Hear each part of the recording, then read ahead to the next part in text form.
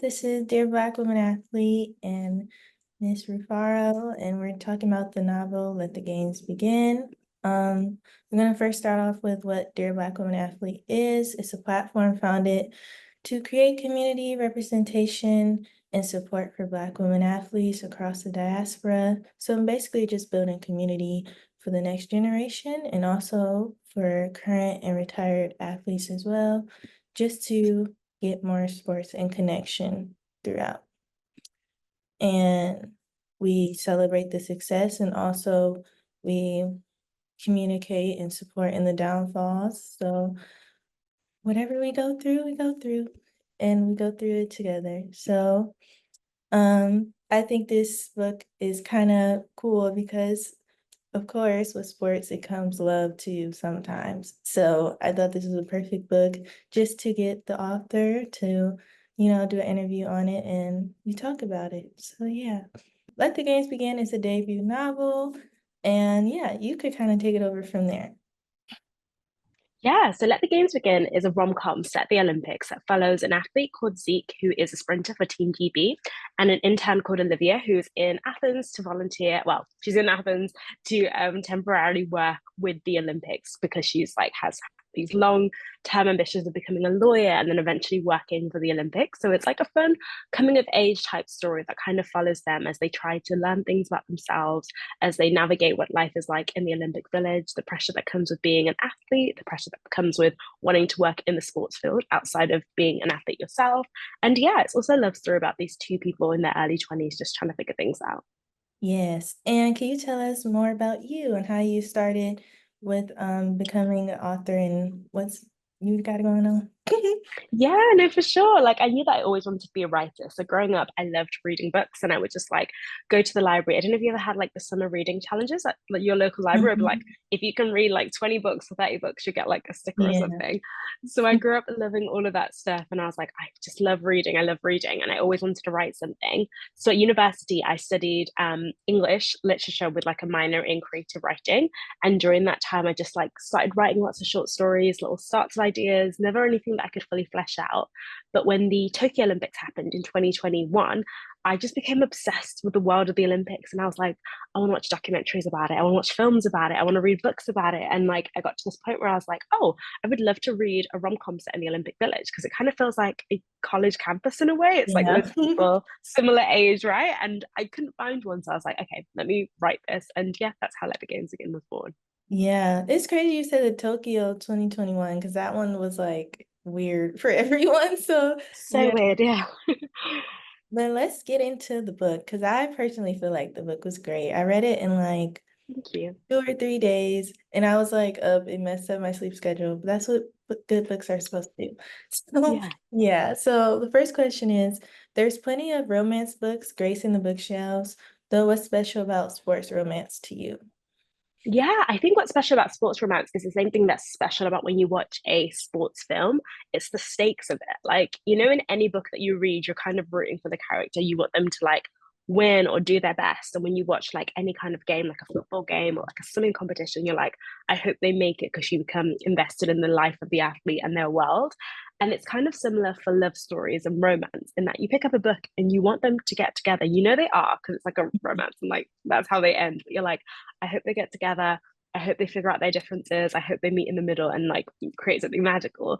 Yeah. So I loved the idea of combining sports and romance. I remember not reading, I remember watching films like High School Musical, and that's Yeah. a sports romance, stuff like that, or even The Blind Side, just loads of films that I loved watching that were sports films, like Bend It Like Beckham, Cool Runnings, and just thinking it'd be really nice if there's a love story here too, because I don't know, I just think it's quite fun and the stakes are high, and yeah, it's fun to have characters to root for. Yeah, I was a little skeptical at first because I was like, oh, Yeah. maybe they're from different areas. But when I found out they were both from London, is it, or UK or somewhere around there? Yeah, both from London. Yeah.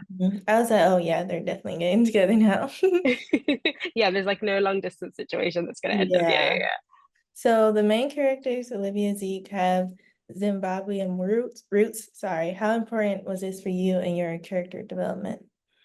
Yeah, it was super important for me. So growing up, I read loads of books and I loved reading contemporary fiction, literary fiction, and romance books, but I couldn't find that many books that were like not literary fiction written by Zimbabwean authors. So like there's loads of Zimbabwean authors I love, like Tsitsi Dangaremba and like No Violet Blue Eye, like people who write really interesting books about like specific themes, like themes of like immigration, racism, like overcoming really significant hurdles. And I was like, these books are so lovely and it's nice to feel myself represented in this. But I would Yeah. also like to feel represented in something light and fun.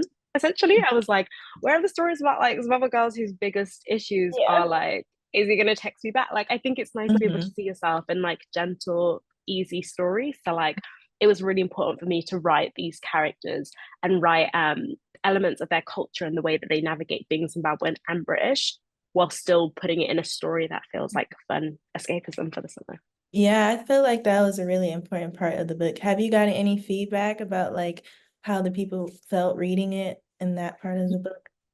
Yeah, no, I've gotten a few comments or like a few messages from other Zimbabwean people or other people who are like maybe second generation British immigrants who are like, oh, it's so nice to see myself in a story where like the stakes are quite low, where things are quite Yeah. straightforward. Because in our, do you know what I mean? Like, it's like no Hmm. one's battling a really important issue, no one's going through it. It's like Olivia, I was speaking to a friend about this and I was like, Olivia's like, she's actually going to be fine. Like someone got a job that she wanted, but like nothing bad is happening in her life. Zeke, he's going to overcome and like learn how to navigate his anxiety. So I think that was really helpful for me because I think one of the best things that books can do is provide a sense of escapism, and like it's nice to feel yourself represented in the things that you escape your ordinary life for.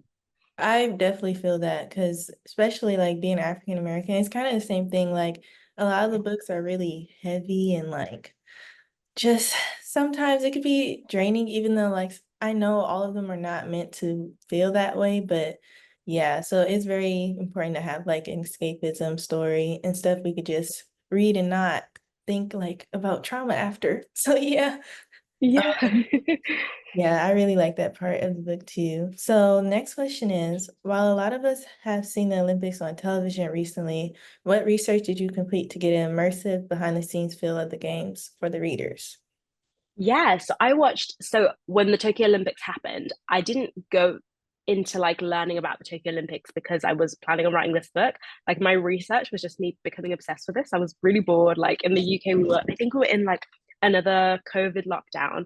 So I Yeah. would just like watch all the Olympic sports and then I would watch vlogs that athletes had done about what life was like, specifically in the strangeness of that Mhm. COVID era village. And then I started watching loads of documentaries. Like I remember watching have you watched the Tanya Harding film with Oh, Margot no. Robbie? It's Mhm. so good. Like it's about Tanya Harding, a famous figure skater. That's Winter Olympics, but still Olympics.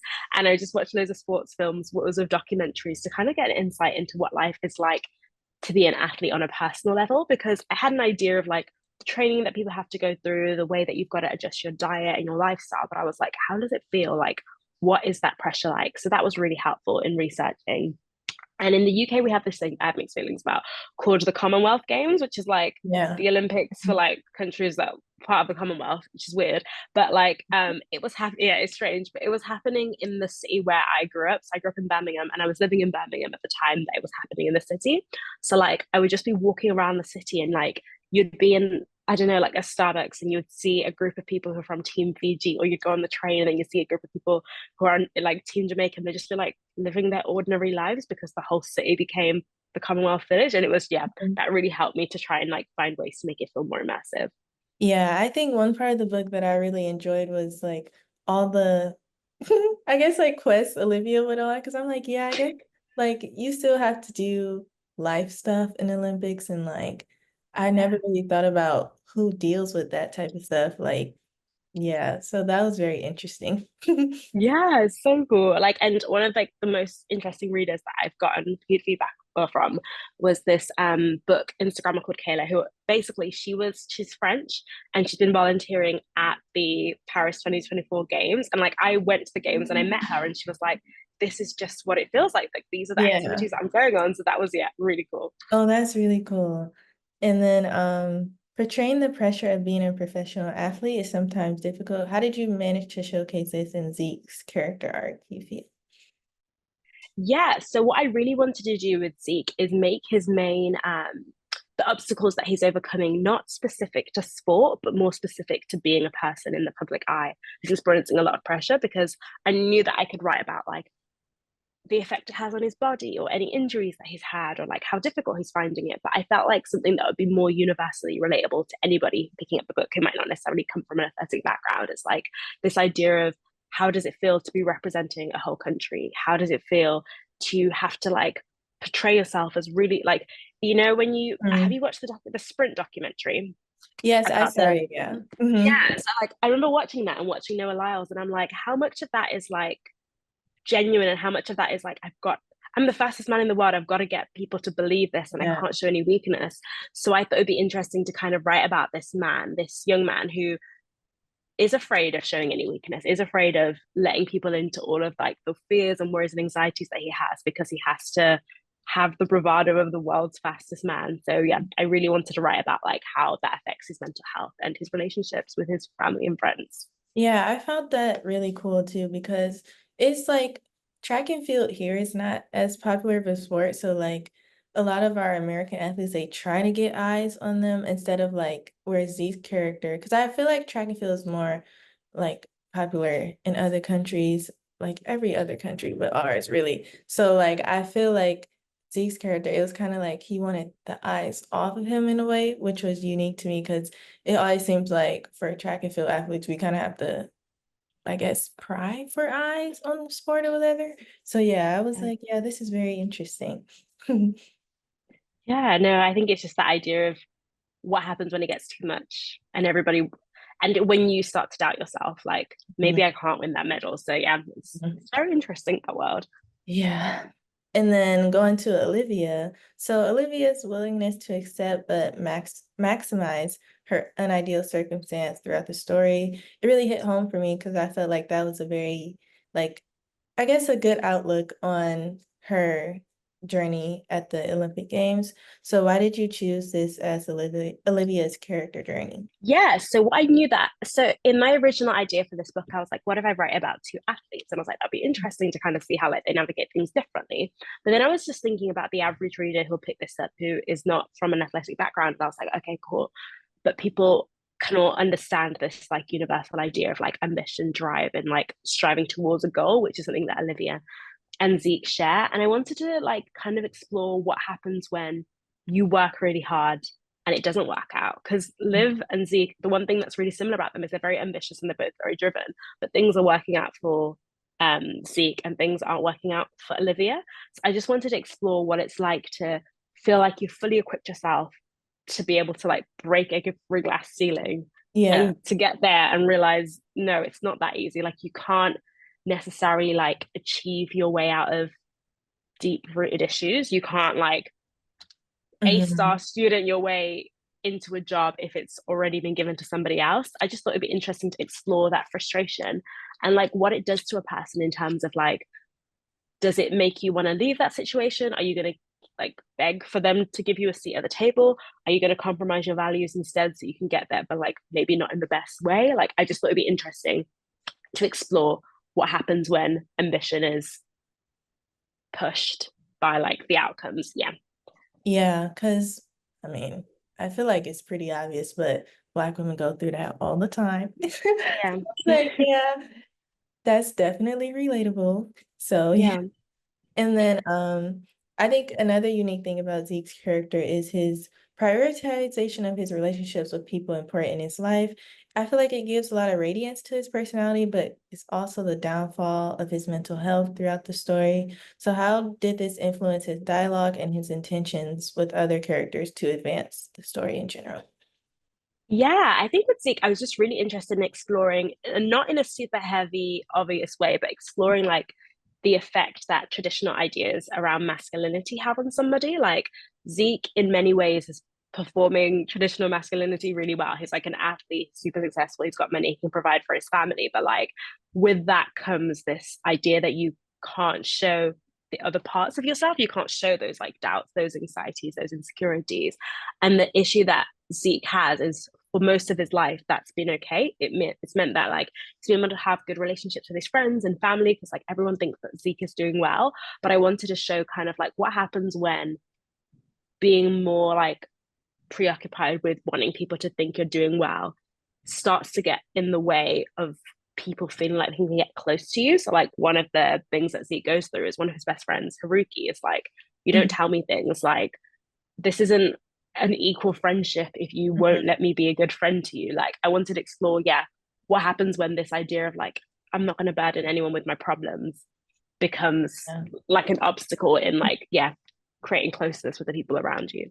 Yeah, I feel like athletes can really relate to that because it's kind of like when you're, especially in championship seasons and stuff, it's like you're supposed to be fine because Yeah. if you're not fine, then the whole season is kind of like, I guess it's not pointless, but it's like a lot of pressure to perform at one exact moment. So Yeah. then that kind of like you kind of have to be, well, this is what society has like kind of influenced athletes to just be fine, especially at big meets like the Olympics. That's like the biggest meet. So yeah. And then also Zeke's relationship with his father. How did you create that? Because I feel like it's very important, even though we don't actually see his father in the story. So yeah. Yeah, no, definitely. I think a lot of athletes, their first coach or their first big fan was one of their parents. Like, I think that is like a common thing where, like, maybe a parent saw something in their child and they pushed it, or a parent did the sport and wanted to like push the next generation. And I wanted to explore what it's like to lose the person that pushed you onto the thing in the first place, and like the effect that that has on the way that you see success, because Zeke is very, very successful, but like from the very first chapter he's like, I'm successful, but am I a good person? Like, would my dad be proud of me? And like this question of like, it comes back to this idea of like masculinity. Like, if you learn it from one type of man, how do you continue on when you don't have that person as like a guiding light throughout your life?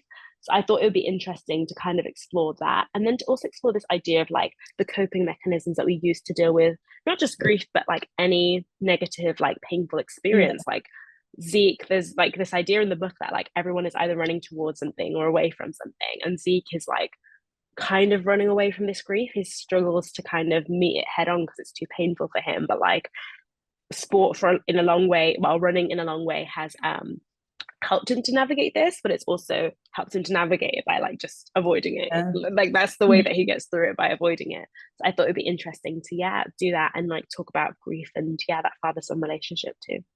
Yeah, I felt like the grief process was it was very well like put together. Like I didn't feel like it was too deep and like Yeah. triggering, but I also was like, yeah, this makes sense. And like this needs to be in the book. So for everyone who wants to become an author, can you explain the process to how you publish your first novel?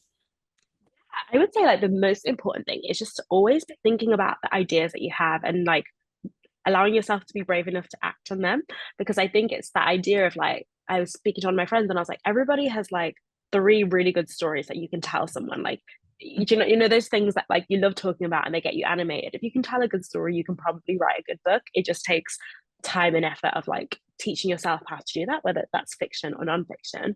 So like my bigger piece of advice would to be allow yourself to be bad at stuff, but to do it. Like the first story you write is probably not going to be excellent. Like I know the first stuff that I wrote at university was just like bad, just like really badly written. Or like I work in podcasting and like the first early podcasts I make make me cringe because they're not good.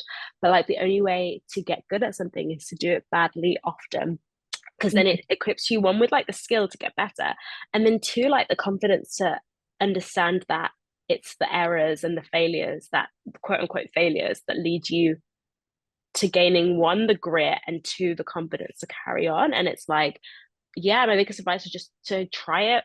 And if it doesn't work out, maybe try again. But if you still are excited by the idea of getting to that finish point, the idea of having that book in your hands, or that essay, or that poem, or that whatever piece of creative work, you just have to keep on doing it and trust the process. And like, it could take 6 months, a year, 2 years, decades, but it is worth it to know that you put your all in. And I think that if you're an athlete, and if you an athlete or you watch sports and you're interested in that, you already see Mhm. that in the athletes that you watch or in the training routines Yeah. that you do, like hard work, grit, talent is cute, but like talent doesn't really get you that far. It's like the hard work and determination to kind of like, yeah, navigate the obstacles and play the long game. So many sports metaphors, but Yeah, like, yeah, you've got to play the long game. It takes time. definitely the long game. And then Yeah. how can like athletes use their story to create more? Because I feel like sometimes as athletes,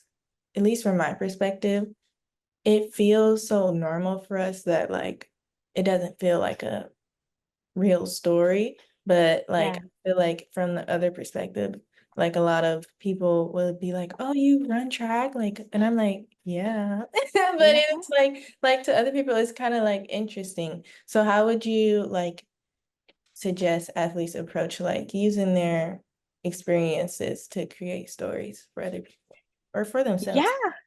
No, I would say that thing, like kind of like you said, like imagine that you weren't you, what parts of your life or your career or your training or your work would sound interesting and exciting to you. Like what kind of feelings do you experience in the things that you do that you think are interesting? Like I think I'm very like when it comes to a book, I kind of go themes and then plots. I'm like, oh, I'm interested in exploring like friendships and interested in exploring like parental dynamics or money or ambition and that kind of thing, and then just pull from your life or the lives of the people around you or the things that you find interesting to tell your story. And I think it's like it doesn't even have to be like you said, like you do track and field. Just because you do track and field, it doesn't mean you've got to write something about track and field. You could be like, oh, I do track and field, but the thing that I find the most interesting about my athletic world is this idea of discipline. And then you might be like, oh, what other athletes are really disciplined? And you're like, oh, gymnastics. Like maybe it's interesting to explore because I think sometimes people aren't necessarily comfortable talking about their own lives or the things that they do. Like I'm not an athlete. I make Mhm. podcasts. Like Yeah. that's not the book that I've written. But like for me, it was always interesting to explore the idea of ambition. Like I'm a very ambitious person. I was like, it'd be interesting to explore this in a completely different world or setting. So yeah, and like one thing that I've always found helpful throughout my life is to keep a diary or a journal just to keep track of like your interesting ideas. And Yeah. like now I find it really hard to write things physically. So I get my voice notes out on my iPhone and like sometimes I'll just take a walk and I'll like speak through my feelings, and that can be Yeah. helpful later down the line to find what was interesting to you. Yeah, and then I had another question bouncing off that. So when you Yeah. first read, how many drafts did you write of the book? And did you already have a publisher before like having your final draft of the book? Oh, I can't. I stopped counting after five. Like, I don't know how many drafts of that book there are. Like, it's Yeah. crazy. I think I must have done five by myself, and then like two with my agent, and then three with quite a few. But I wrote the book before I had an agent. So for me, so when it comes to publishing, at least in the UK, the way that I've done it, the way that you get a publisher is you write the first 10,000 words of your book, you send that out to potential agents, your agent helps you to polish up your manuscript, and then they pitch it to publishers. It doesn't necessarily work that way universally, but generally in fiction, they Mhm. expect you to have a finished book. Nonfiction is different. Nonfiction, you can send proposals. Okay. But yeah, that's kind of like how I did it. I'd written a full book and polished it to the point where I couldn't think of anything else to change. Mhm. Everybody found more things to change, but Yeah. like when I lots more things to change. But yeah, that's how you do it. You come with a finished product. Okay. And then Yeah. what would you say you learned about yourself and like your best or the best thing that came out of publishing your book? I mean, other than the book being published and stuff, like something internally to you that like without the book you feel you wouldn't have discovered. Oh, that's a great question. I feel like when you like do something and it makes you realize that you can do it, which is Yeah. not really a particular way of Yeah. doing it. But I'm like, oh wait, I can do this. Like I Yeah. can write a book. And then I feel like it's broadened my own perception of like my abilities in life. And I'm like, wait, like this thing, like writing a book felt like such a far off goal that I would do in like 50 years. That would take me years of like sweat and labor. And like maybe I'm never gonna do it because it seemed Mhm. like this really exciting, cool like goal. But I'm like, oh, I can do this. It means I can probably do something else. And like as since I've been published, I've made friends with other writer friends. And like when you do Yeah. that, you realize, and you probably realize in sport, like Mhm. everyone who achieves something is just an ordinary person who's like messy in several ways. And I'm like, me and my writer friends, we just latched onto one specific goal. Other areas of our life, hot mess. But like, yeah, I feel like it strengthened my belief I can work hard to create something and achieve something over time, which was, yeah, a really nice feeling.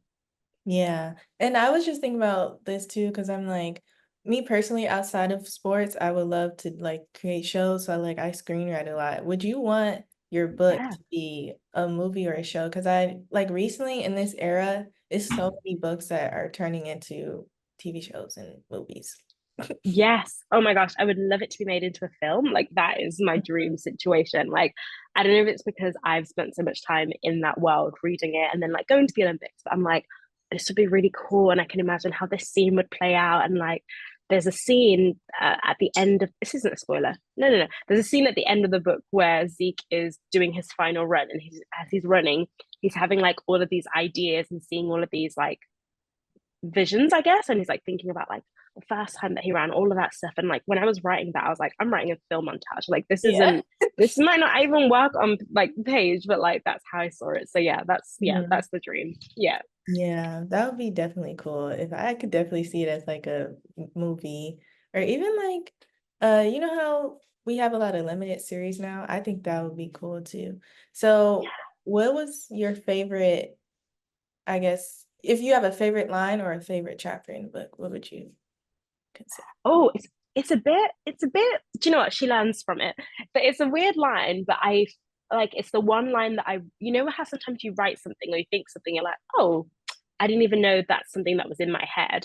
And Yeah. it's like a line from Olivia's perspective, and it's like everything the line is everything in her life had become an assignment she was too scared to fail. Like I wrote that and I was like, wait, where did that come from?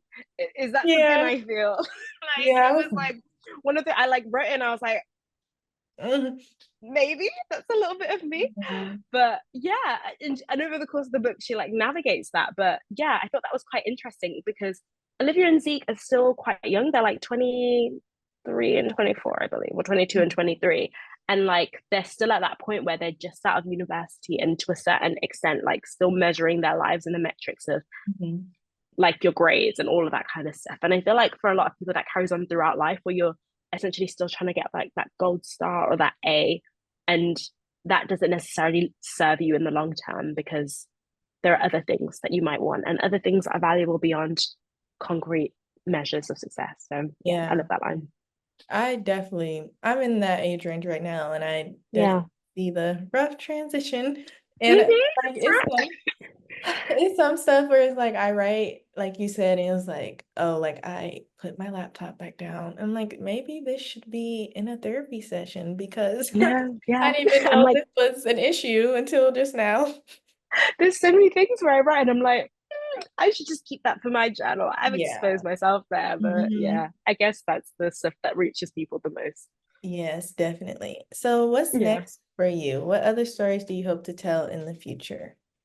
Yeah, so I really enjoy writing books that are set in the world of sport. I think, like I said earlier, like I just love the stakes of it. And I love the idea of being able to step into a world that is like really vivid and immersive. So like I'm working on something new right now, and it's also one of the sports. I Mhm. can't say too much, but it's set in a sports world, not too like different to the one here. It's not like a sequel. It's not any of the same Yeah, characters, yeah. but Okay. big a big event sporting. You can probably guess, but I can't talk about it. But yeah, it's exciting. Yeah.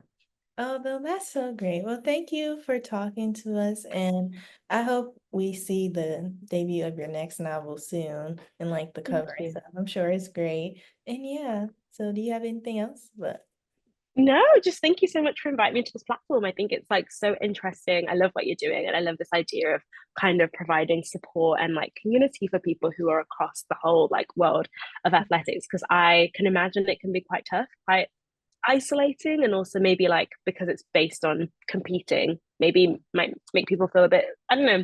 I don't know how it makes people feel, but like I love the idea of creating this community for yeah, women who are athletes, and yeah, yeah, yeah, keep it going. I love it. because through sports, it's like, I mean, Yeah, obviously the Olympics, we meet so many people from other cultures, but even just in college and sometimes high school, like a lot of athletes come in from different countries to train here. So it's like we can meet anyone at any time. So I yeah. think that's what's really unique about sports and we need a community. So yeah. Definitely. Well, thank you so much for having me. Really enjoyed it.